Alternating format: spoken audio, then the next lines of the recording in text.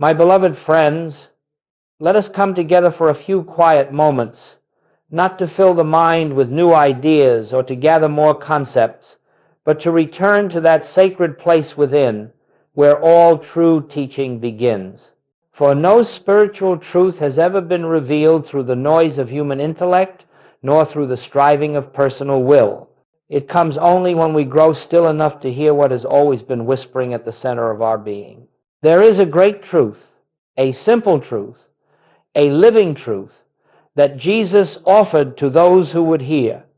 Yet for 2,000 years, humanity has rushed past it in its search for external signs, external powers, external salvation.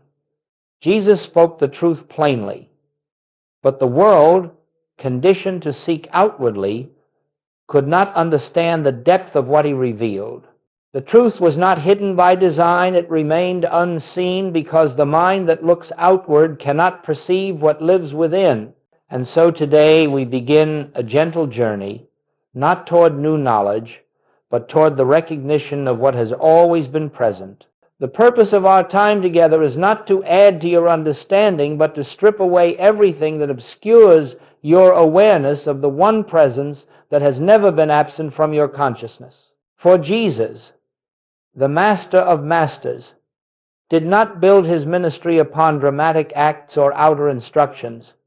He built it upon the invisible, the silent, the unobservable to physical sense. He withdrew often into the mountain, not to plead with a distant God, but to rest in the profound awareness of the presence that lived as his very being. And it was from this holy silence that his words and works emerged. When he said, "I can of mine own self do nothing," he was giving us the doorway.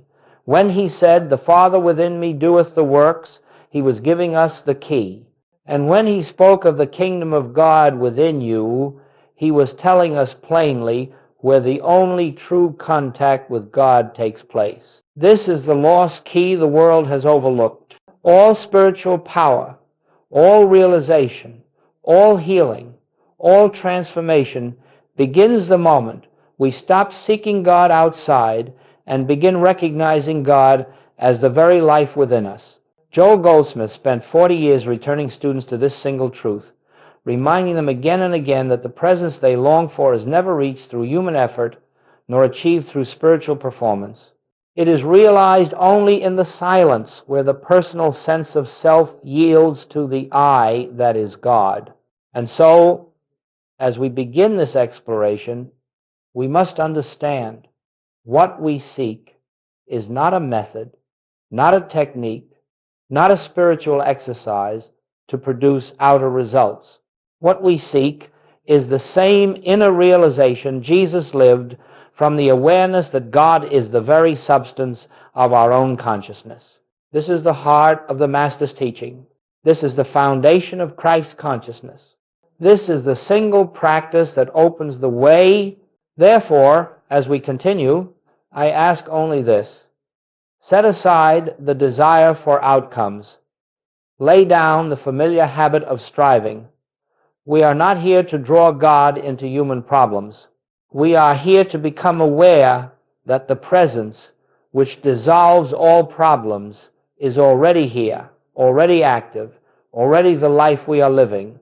Let us walk forward not as seekers, but as those who are ready to remember. My dear friends, before we can understand the silent practice that leads to Christ's consciousness, we must first recognize why so many sincere seekers wander for years without finding what their hearts long for. These are not people without devotion. They are not lacking sincerity. They pray earnestly. They study diligently. They seek teachers, methods, affirmations, rituals, and systems.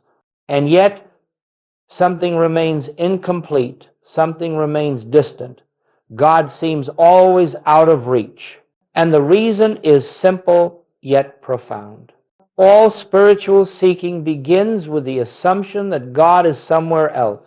And because the search begins with separation, it cannot end in union. For centuries, humanity has looked for God in the sky, in religious institutions, in sacred places, in holy objects, or in the person of a spiritual master. Some have sought God in emotional experiences, others in mystical visions, others still in the attainment of altered states.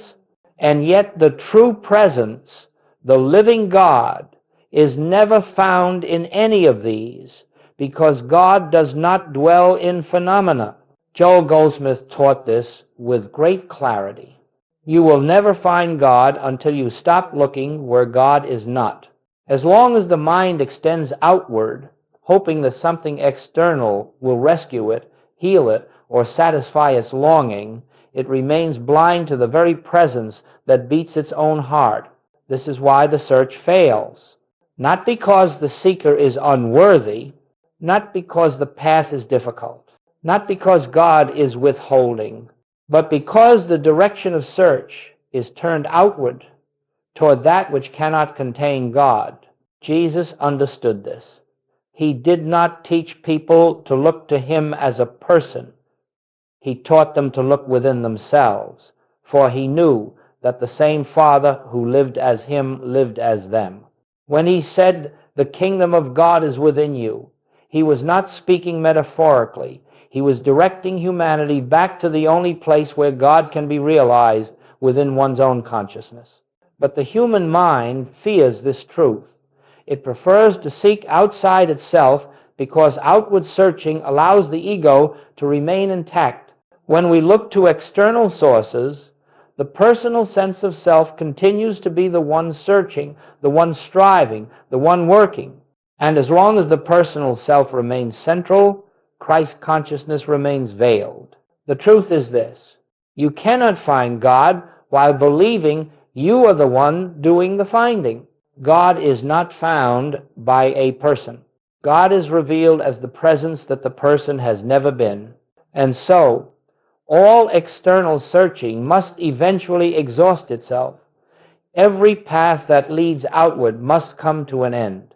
Every attempt to change conditions, to manipulate circumstances, to attract outcomes, to persuade the universe, all must fail before the heart becomes still enough to hear the truth.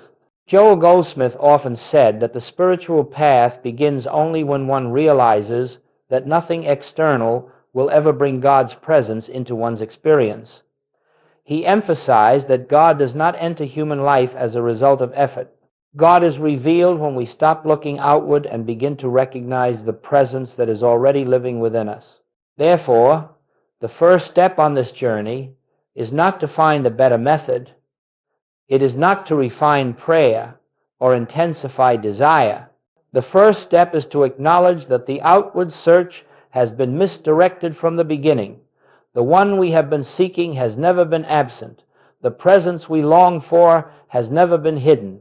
It is only we who have wandered outward, believing that the light we seek shines somewhere beyond the horizon. Let us then, with humility and with quiet surrender, lay down the outward search.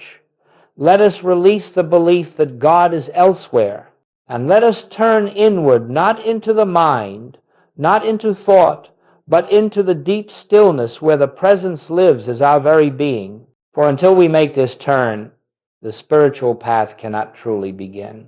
And once we make it, the journey unfolds in a way that is effortless, natural, and filled with grace. And now, my friends, having turned our gaze inward, let us look more deeply at one of the most misunderstood teachings ever spoken by the Master, his instruction to take no thought.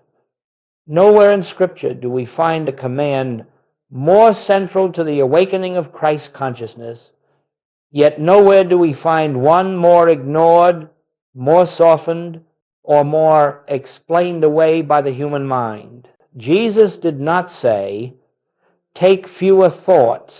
He did not say, "Take better thoughts." He did not say, "Think positively," or "affirm your desires," or "hold the right mental image." He said simply, "Take no thought." Why? Because Jesus understood something that the human mind cannot comprehend.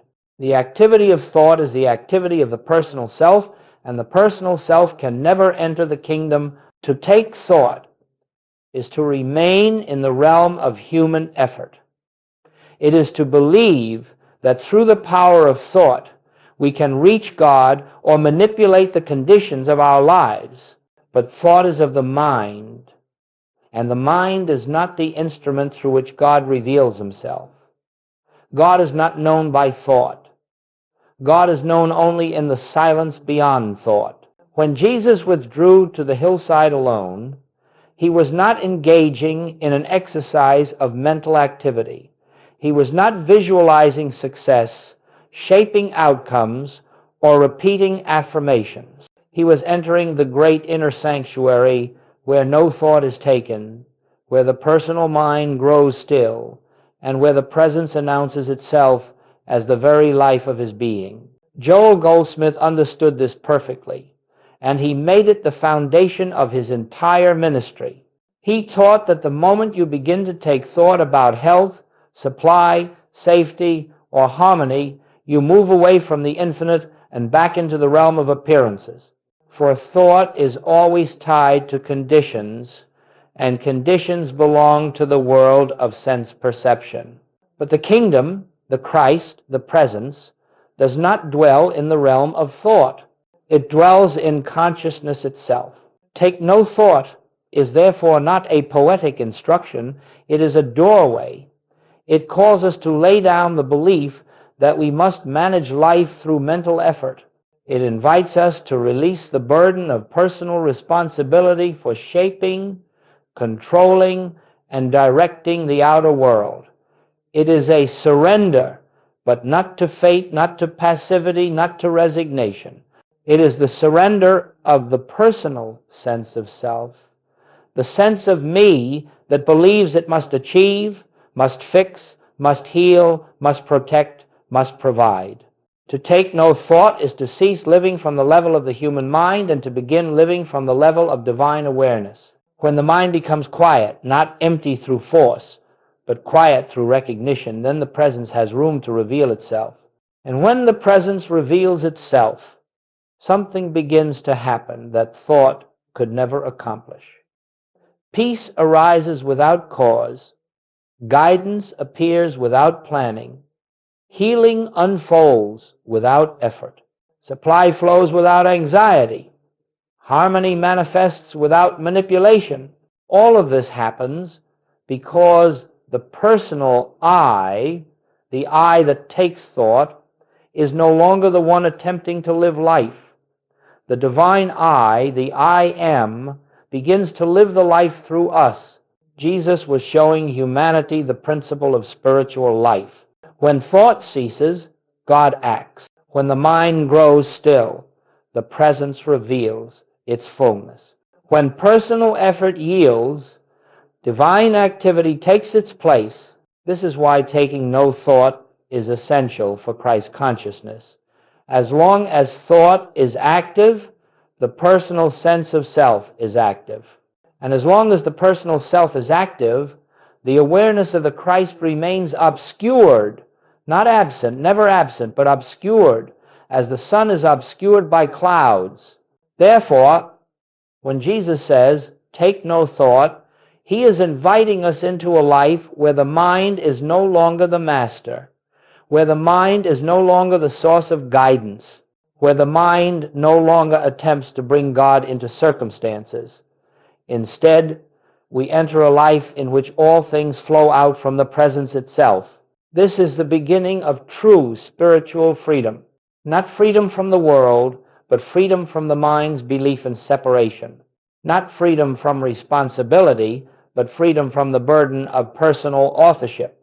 Not freedom from conditions, but freedom from the belief that conditions have power. Let us hold this truth gently in awareness.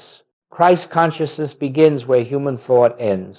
And so, as we move forward, we do so with a new understanding. We do not seek to think our way into the kingdom. We do not attempt to improve the quality of our thoughts. We begin by honoring the Master's instruction. We begin by letting the mind grow still. We begin by taking no thought. For in that sacred stillness, the presence that Jesus lived from, the presence Joel Goldsmith taught from, The presence you have always been begins to make itself known. And now, beloved friends, having understood the futility of outward seeking and the meaning of the Master's instruction to take no thought, we arrive at the heart of our journey together, the one silent practice that opens the way to Christ consciousness. This practice is not complex. It requires no strain. It does not depend upon intelligence, memory, discipline, or religious learning. It asks only for a willingness to be still and to recognize what is already true. Joel Goldsmith called it the practice of the presence. But do not let the simplicity of that phrase hide the immensity of what it contains. For this is the practice through which the veil of separation dissolves. This is the practice through which the activity of the personal self yields to the activity of God. This is the practice through which Christ consciousness becomes a living experience rather than a distant ideal. Let us understand it clearly. The practice of the presence is not the attempt to bring God into your life. It is the recognition that God is already the life you are living. It is not a reaching outward. It is not an effort to contact something beyond you. It is the gentle turning inward to the awareness that the presence is here already, closer than breath, nearer than thought, more intimate than the sense of I. We begin this practice by pausing, perhaps for only a moment, and acknowledging silently, God is here. The presence is here. Not as a belief, not as a thought to hold, but as a recognition that does not rise from the mind, but from the depths of our being. At first, it may seem that you are the one performing the practice, that you are the one making the effort. But if you continue gently, without strain and without expectation, you will discover something remarkable. The presence begins to practice itself in you. What began as your effort becomes an effortless awareness that arises on its own, like a flame kindled by a fire you did not light. The practice of the presence does not require words. In fact, too many words will draw you back into the mind, and the mind is the curtain that hides the light. A simple inner awareness is enough. An awareness that says, I do not walk alone, I do not think alone, I do not breathe alone. The presence is the very life that I call myself. This recognition does not instantly change conditions. Rather, it changes the one who is experiencing the conditions. It lifts you out of the personal sense of self and places you in the atmosphere of divine sonship, the awareness that Jesus lived from the awareness through which he performed his works. And then, as you rest in this recognition, something begins to happen. Thoughts may arise, but they no longer claim you. Fears may surface, but they no longer define you. Problems may appear, but they no longer bind you, for you begin to feel, even if only faintly at first, that the presence which sustains the universe is sustaining you. You begin to sense that you are being lived, being breathed, being carried by a life greater than your human identity. The practice of the presence is not meditation as the world understands it. Meditation often seeks stillness as a goal, but the practice of the presence is not seeking, it is recognizing. It is a quiet acknowledgement that God is the only presence, the only power, the only life functioning here. It is the inner realization that you are not a separate self trying to reach God. You are the place where God is appearing as individual consciousness. You need not force silence. You need not suppress thought. You need not attempt to hold on to the presence. Simply rest in gentle awareness. If the mind wanders, let it wander. If thoughts come, let them come. The presence is not disturbed by the movements of the mind any more than the sky is disturbed by a passing cloud.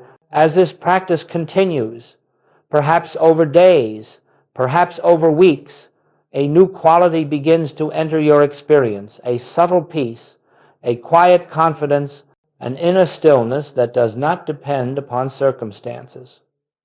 This is the fruit of the practice of the presence. This is the dawn of Christ consciousness. For Christ consciousness does not arrive with fanfare. It does not enter through visions or voices. It reveals itself in the gentle awareness that where I am, God is, and that nothing can ever separate me from the presence that is my life. The one silent practice is simply this: rest in the awareness of God's presence as your own consciousness, without asking, without seeking, without expecting, and allow that presence to reveal its own fullness in its own way. This is enough. This is everything. This is the secret the Master lived from.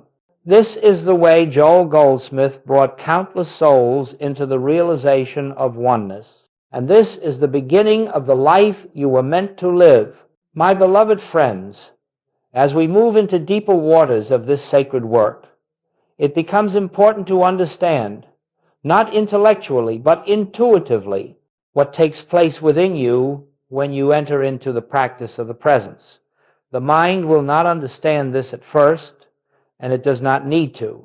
But your awareness must be gently led into the recognition of what truly occurs when you rest in the silence where God is revealed.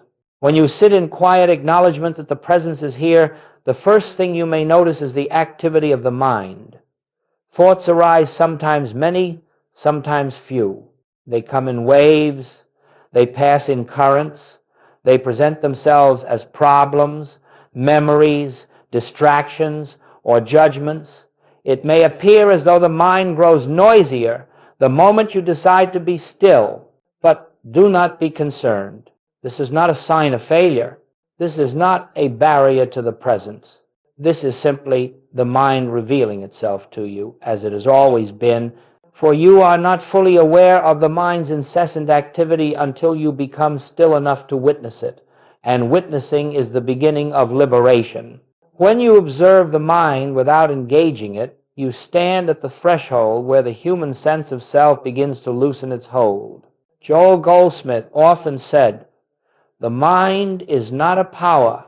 When you see its movement clearly, you realize it has only the power you have unknowingly given it. And when you refrain from taking thought, you reclaim your awareness from the tyranny of mental activity. As you rest in this gentle recognition of the presence, something subtle begins to take place. The thoughts continue, but they no longer feel personal. They arise, but they do not cling. They pass through consciousness like birds crossing an open sky scene, but leaving no trace. You begin to discover, perhaps for the first time, that you are not the mind. You are not the thinker. You are not the one creating these thoughts. You are the awareness in which they appear. This shift from identifying with the mind to witnessing the mind is the beginning of spiritual freedom. It is the first dissolving of the personal self, and it is the first opening through which Christ consciousness floods into experience. As the mind quiets, not through force, but through non-identification, a spaciousness begins to appear, a softness, a feeling of inner openness. This is not emotional peace. It is not a product of mood. It is the atmosphere of divine presence making itself felt. You may notice, too, that the problems you carried into your meditation begin to lose their weight. They have not been solved outwardly, yet their power to disturb you diminishes. Why? Because the mind that clings to the problem is dissolving.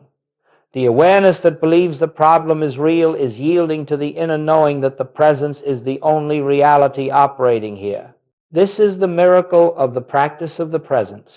It changes the quality of consciousness itself.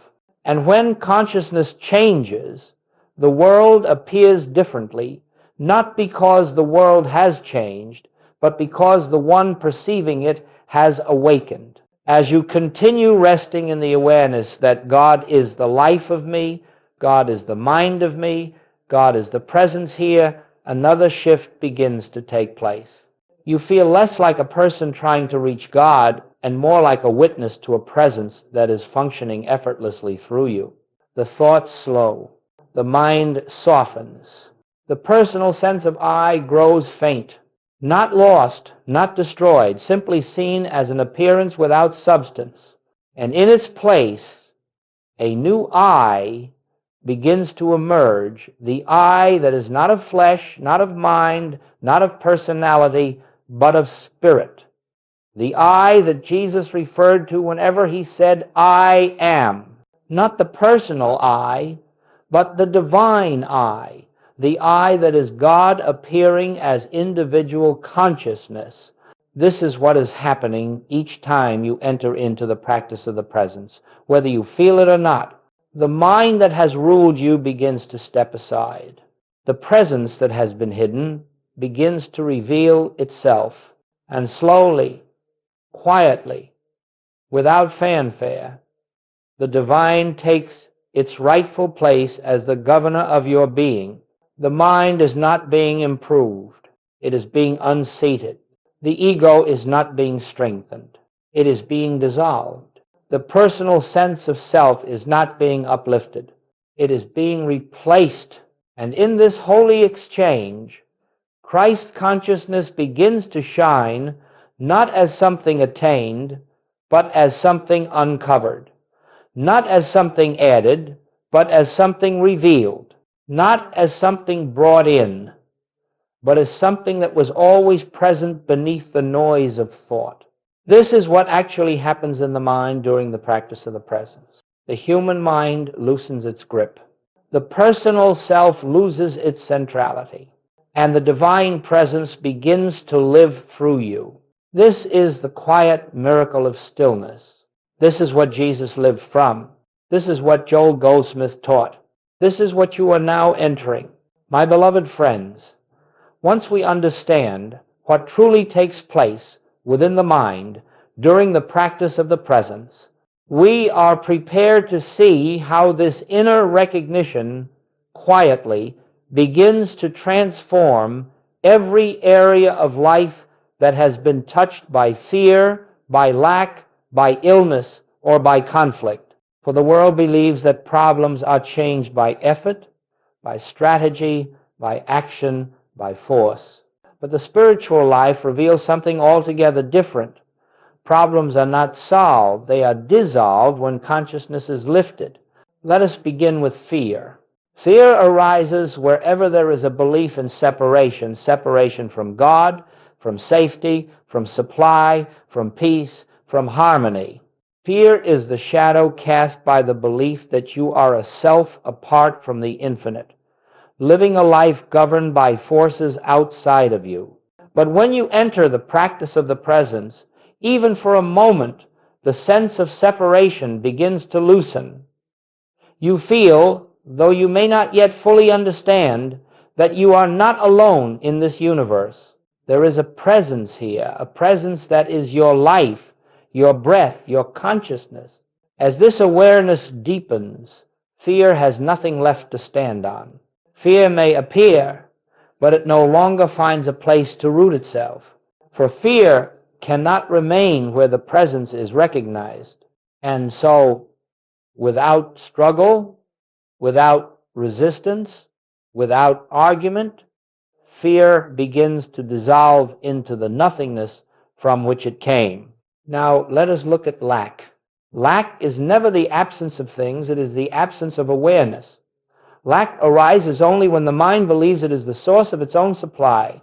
When you think you must earn, acquire, protect, or secure your good, lack is inevitable because you are depending upon the limited resources of the personal self.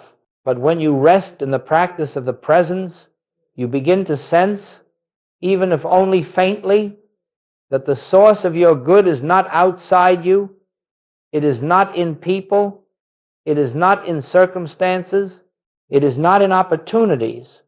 The source is the presence itself, the infinite consciousness expressing as your very being. And as this truth dawns, the burden of seeking falls away. The anxious grasping relaxes. You stop looking to the world to supply you because you now understand that supply flows from within, from the infinite living itself as you. Then, without effort, without strain, opportunities appear, needs are met, ways open, not because you have attracted anything, but because consciousness has shifted from a sense of limitation to the recognition of infinite presence. Next, let us consider illness. Illness is not a punishment, nor is it a sign of spiritual failure. Illness is the outward expression of the belief that life is in the body, that the body is separate, vulnerable, and subject to powers apart from God. But in the practice of the presence, you begin to recognize that life is not in the body. Life is the presence of God expressing itself as conscious being. The body is an appearance in consciousness, not the source of consciousness. This recognition does not require you to deny symptoms or resist medical care. It requires only that you cease identifying yourself with the condition. As you rest in the awareness of the divine presence, the belief in a life separate from God dissolves. And when the belief dissolves, the condition that rested upon it loses its foundation.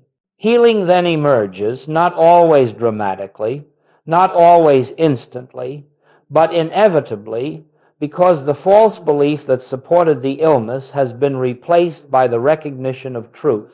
The body responds to the consciousness that governs it, and when consciousness is lifted into the awareness of God as the only life, the body reflects that harmony.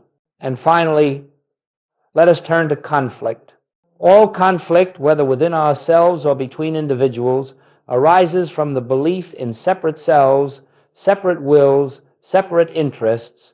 But when you practice the presence, you come to see that God is the life of every individual, the consciousness of every being, the substance of all existence. You begin to see others not as personalities, not as flawed individuals, not as opponents or obstacles, but as expressions of the same one, presence that lives as you. As this recognition deepens, conflict loses its meaning. You stop reacting to appearances. You stop defending, attacking, correcting, judging. Instead, you rest in the awareness of the divine presence in those before you. And this shift, quiet, invisible, unspoken, becomes a healing influence in every relationship. The anger of others softens, misunderstandings clear. Harmony arises where discord once seemed immovable.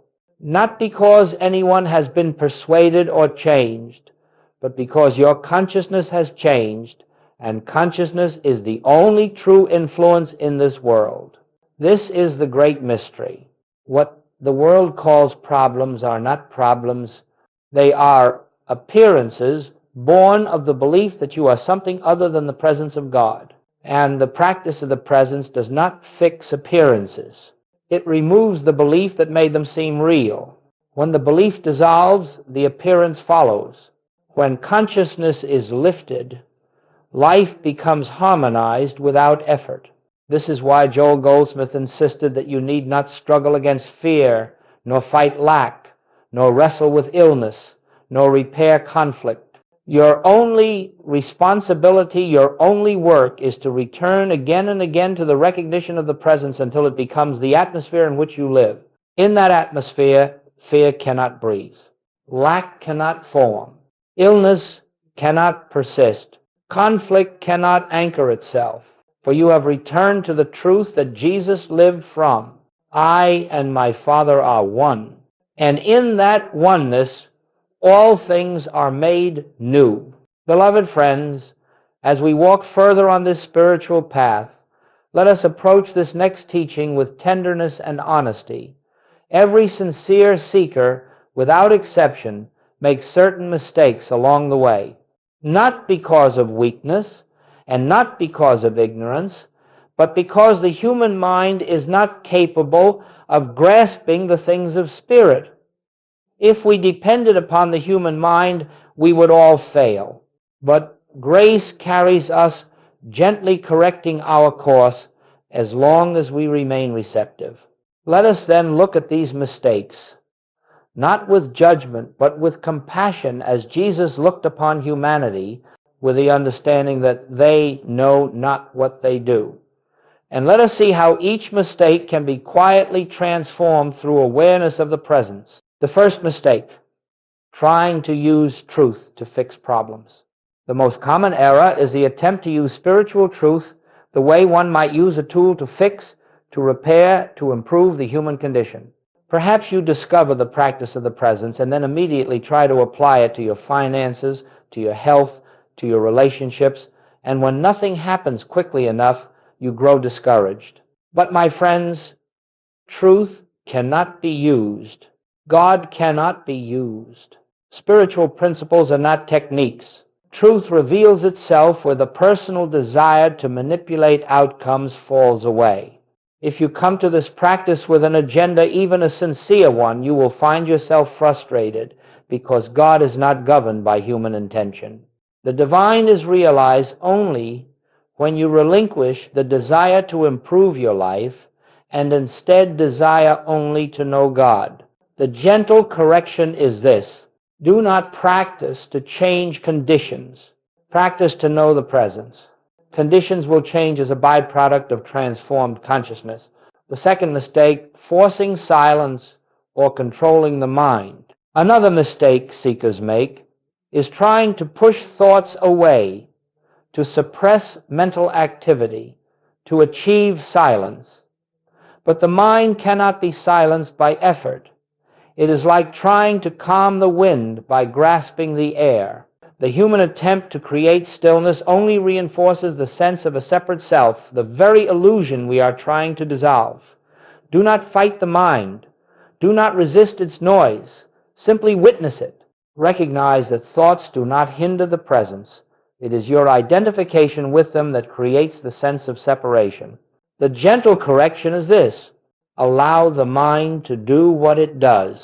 Let thoughts rise and fall without resistance. Rest not in the mind, but in the one who is aware of the mind. The third mistake, expecting immediate results. The human mind always seeks instant evidence. It wants signs, sensations, peace, healing, or improvement immediately. And when these do not come quickly, the mind concludes that the practice is failing. But spirit does not work according to time. The roots of transformation grow beneath the surface long before they become visible. Joel Goldsmith often stressed that the fruit appears only after the consciousness is prepared. You may not notice anything happening inside you for days or weeks or months, yet the soil is being softened. The inner ground is being tilled. The weeds of belief are being gently uprooted by divine activity. The gentle correction is this: release all timelines. Let the presence work in its own way, in its own rhythm. Your only task is to continue resting in awareness. The fourth mistake, believing you are the doer. Many seekers unknowingly hold on to the subtle belief that they are the ones practicing, they are the ones seeking God, they are the ones maintaining awareness, but the spiritual journey does not advance through personal effort. The moment you think you are accomplishing something spiritually, the personal self has re-entered through the back door. Grace is the only power. God is the only activity. The presence is the only practitioner. You are not achieving awareness. Awareness is revealing itself.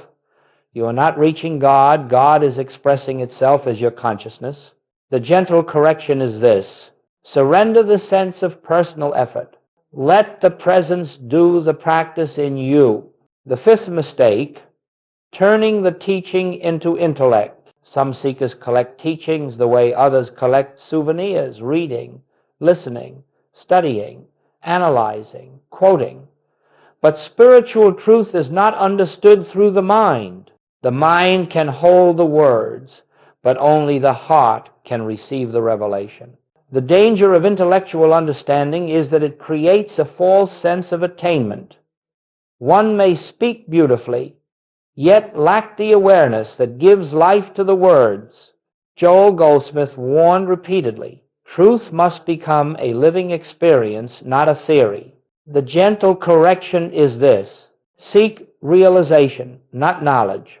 One moment of silence is worth more than 1,000 teachings remembered by the mind. The sixth mistake: looking for signs, visions, or sensations. The personal self often wants spiritual fireworks, dramatic awakenings, angelic experiences, psychic visions, but these are distractions.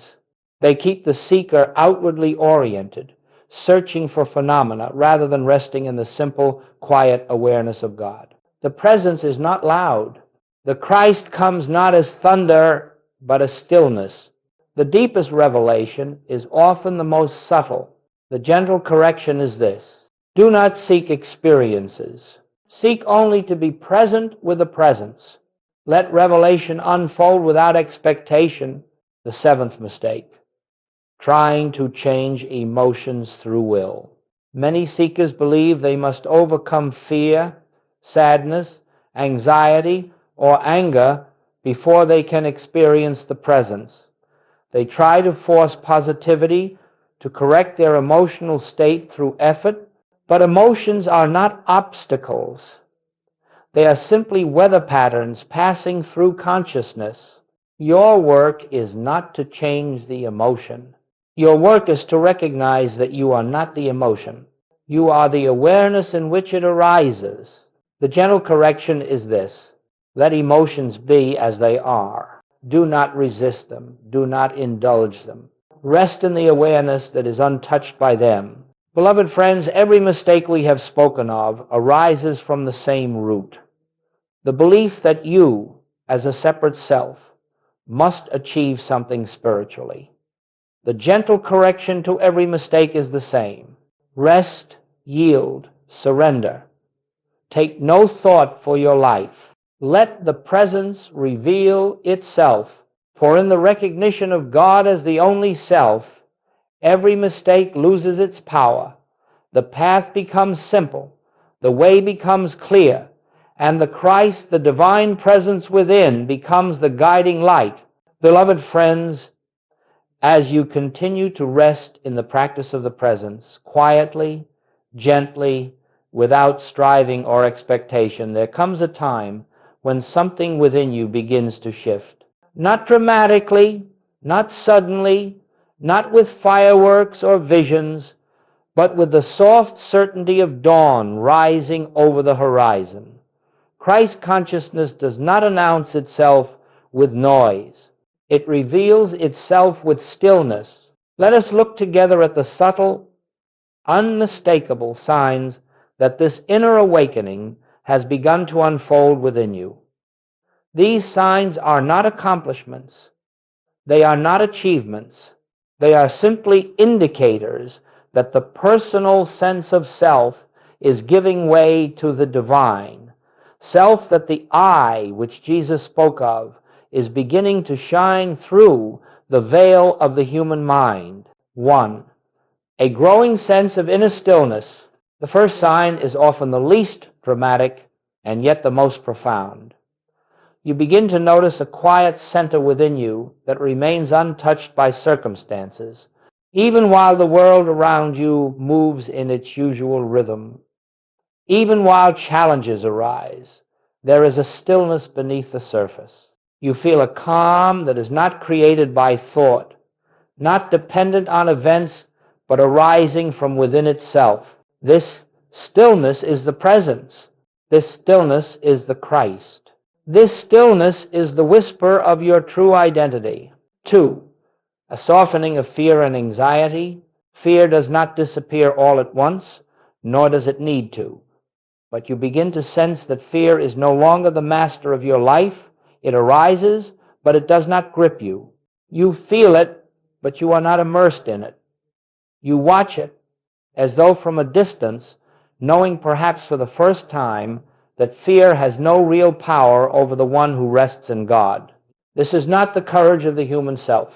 It is the absence of fear in the presence of the infinite. 3. A reduced interest in controlling outcomes. The personal self is always trying to manage, shape, direct, and manipulate life. But as Christ consciousness awakens, you begin to feel less compelled to control. You sense that life unfolds according to a wisdom far greater than the human mind. You trust more. You relax more.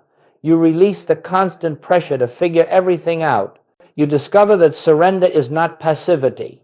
It is resting in the assurance that God is the governing presence. 4. A new way of seeing others. One of the clearest signs of awakening is the transformation of perception. You begin to look at people differently, not as personalities, not as problems, not as obstacles, not as separate selves. You begin to sense the same presence expressing itself through every individual you meet. You look at those who challenge you, who misunderstand you, who oppose you, and something within you whispers, this too is God appearing. It does not mean you condone harmful behavior. It means you see beneath the behavior to the divine reality. 5. A spontaneous compassion you did not try to cultivate. Christ consciousness does not make you sentimental. It makes you aware. And in that awareness, a natural compassion arises, not the compassion of sympathy, but the compassion of understanding. You do not feel sorry for others. You feel connected to them. You sense their divine essence even when they do not. This compassion does not drain you. It flows through you as the activity of God's love. 6. A deeper sensitivity to inner guidance. You begin to notice subtle impulses, quiet promptings that are not thoughts, not emotions, not desires. These promptings are gentle, yet they carry a clarity that the mind cannot produce. You find yourself doing the right thing at the right moment without planning it. You speak words that heal without preparing them. You avoid paths that once tempted you. You walk into situations with awareness rather than reactivity. This is not intuition. This is divine intelligence revealing itself as your consciousness. 7. A dissolving of the sense of hurry. The world hurries because it believes something can be missed. The awakened soul knows nothing essential can ever be withheld. That which is yours in spirit cannot be taken, cannot be delayed, cannot be lost.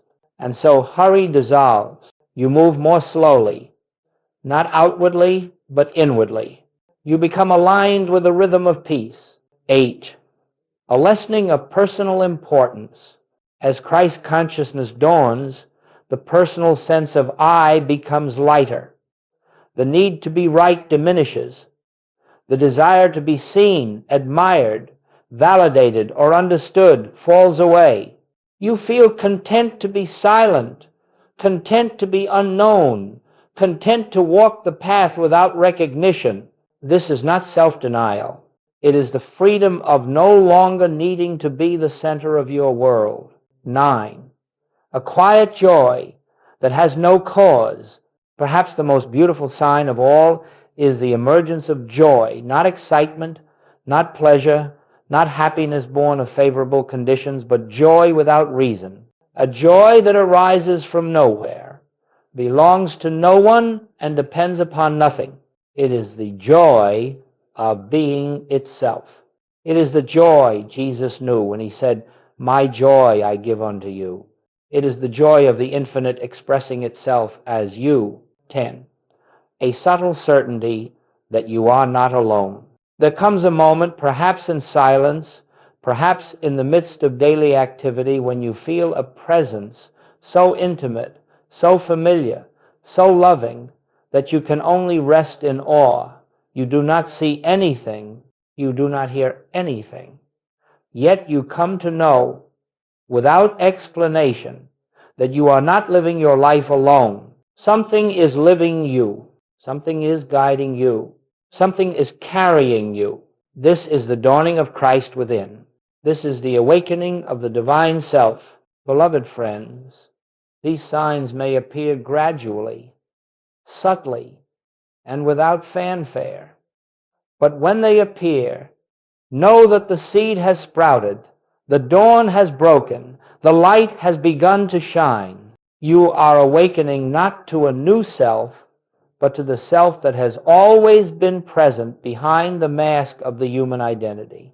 You are beginning to live from the same consciousness that animated Jesus, that illumined the prophets, that inspired the mystics, that Joel Goldsmith devoted his life to revealing. This is the Christ awakening in you.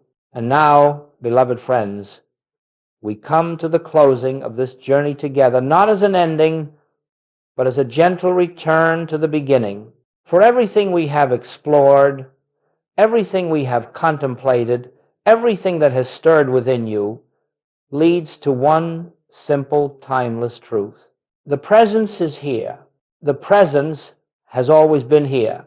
The presence will never leave you. This entire teaching, this entire path, every practice, every silence, every recognition brings you back to this one point of awareness.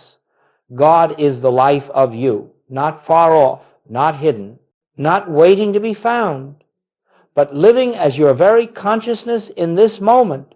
You do not become spiritual. You do not rise into Christ consciousness. You do not attain divine awareness. You simply awaken to what has always been true. As you go forth from this message, do not carry it as knowledge. Do not attempt to remember every word. Do not place these teachings on a shelf in your mind. Instead, allow them to dissolve gently into the inner silence where the real work is done. Let them sink beneath thoughts and become experience. For truth bears fruit only when it becomes living awareness, not information. It must be lived, not learned. It must be realized, not recited. We return now to the one practice that makes everything possible, the silent resting in the presence. This is the doorway. This is the fountain. This is the source of all healing, all supply, all peace. Nothing else is required of you. No rituals, no strain, no effort, no seeking. Simply the gentle turning inward again and again to the awareness. I am not alone. The presence is living me. As this recognition deepens, you will discover that the world loses its power to disturb you. Circumstances lose their ability to intimidate you. People lose their ability to define you. Problems lose their power to anchor you. For you will know not with the mind, but with the heart, that only one life is living, all creation, and that life is expressing itself as you. Wherever you go, you will carry the atmosphere of this presence. Not because you try to help others, not because you preach or persuade, but because the Christ within you becomes a quiet radiation of peace. There will be moments when you find yourself pausing naturally throughout the day, without effort, without intention, simply because the presence is so near. You will feel the invisible companionship that Jesus spoke of when he said, I am with you always. You will sense that something greater than the personal self is guiding, sustaining, lifting, and unfolding your life. And as this awareness matures, you will realize that your spiritual journey is not a path you walk toward God. It is the path through which God reveals itself as your life. You have not moved closer to God. You have awakened to God as the only life there is. As we close this teaching, let us rest for a moment in the silence that is not empty, but full of presence, full of peace, full of the quiet assurance that the infinite lives here now as you. Let your breath soften. Let your mind fall into stillness. Let your heart open like a flower receiving sunlight. And hear this truth, not as words, but as the voice of the presence within you. Where I am, God is. Where God is, all is well. I am. Carry this awareness gently with you. Return to it often. Rest in it quietly. Let it guide your steps. Let it shape your days. Let it reveal the life that has always been yours. And may the Christ that is your true self shine more brightly with every moment until the personal sense of life dissolves completely into the living presence of God. Peace be with you, beloved friends. Not the peace the world gives, but the peace that comes from knowing God is the only presence. God is the only power. God is the only life. And that life is you.